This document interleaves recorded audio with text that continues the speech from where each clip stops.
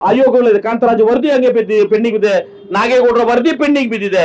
ಆ ಎಲ್ಲಾ ವರದಿಗಳ ಜೊತೆಗೆ ಇದನ್ನ ಏನಕ್ಕೆ ಹೊಸದಾಗಿ ಮಾಡ್ತಾ ಇದ್ದೀರಿ ಸಿದ್ದರಾಮಯ್ಯ ಅವರೇ?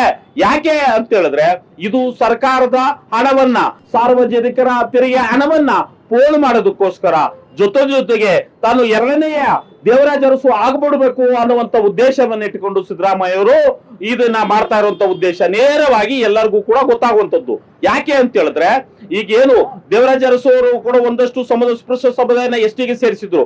ಅದೇ ಉದ್ದೇಶವನ್ನ ಇಟ್ಟುಕೊಂಡು ಕುರುಬ ಸಮುದಾಯವನ್ನ ನಮ್ಮ ಎಸ್ಟಿ ಸಮುದಾಯಕ್ಕೆ ಸೇರಿಸಬೇಕು ಅನ್ನುವಂತ ಉದ್ದೇಶ ಬಿಟ್ರೆ ಬೇರೆ ಯಾವುದು ಕೂಡ ಇಲ್ಲ ಅನ್ನುವಂತ ಮಾತನ್ನ ನಿಮ್ಮ ಮುಖಾಂತರ ನಾನು ಪ್ರಚುರಪಡಿಸ್ತೇನೆ.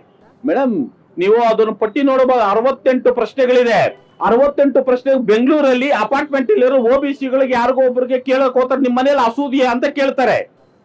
ಎಲ್ಲಿ ಊರುಗಳಲ್ಲಿ ಅಥವಾ ಗ್ರಾಮೀಣ ಪ್ರದೇಶಗಳಲ್ಲಿ ಹಸುಗಳನ್ನ ಪಶುಸಂಗೋಪನೆ ಮಾಡದೇ ಇರುವಂತ ಪರಿಸ್ಥಿತಿಗಳಲ್ಲಿ ಬೆಂಗಳೂರಿರುವಂತ ನಗರವಾಸಿಗಳು ಯಾವ ಆಧಾರದ ಮೇಲೆ ಅವರನ್ನ ಹಸುಗಳನ್ನ ಇಟ್ಕೊಂಡಿರ್ತಾರೆ? ಕನಿಷ್ಠ ಕಾಮನ್ ಸೆನ್ಸ್ ಇಲ್ದೇ ನಾವು ಪ್ರಶ್ನೆಗಳನ್ನ ರೆಡಿ ಮಾಡಬೇಕು. ನಿಮ್ಮ ಮನೇಲಿ ಟಿವಿ ಇದೆಯಾ ಅಂತ ಮಾತಾಡ್ತಾರೆ. ಕನಿಷ್ಠ 20,000 ಇರುವಂತ ವರಮಾನದ ಒಬ್ಬ ಸಣ್ಣ ಕಾರ್ಮಿಕ, ಅವನ ಮನೆಯಲ್ಲಿ ಟಿವಿ ಇರ್ತದೆ. ಇದನ್ನ ಯಾವುದು ಆಧಾರ ಇಟ್ಟುಕೊಂಡು ನೀವು ಪ್ರಶ್ನೆಗಳ ರೆಡಿ ಮಾಡಿದಿರಿ? ನಾವು ಮಾಡ್ಬೇಕಾರದೇನು? ಸಮೀಕ್ಷೆಗಳ ಮಾಡ್ಬೇಕಾರದು ಆರ್ಥಿಕ ಮಟ್ಟ ಯಾವ ರೀತಿ ಇದೆ ಅನ್ನುವಂಥದ್ದು.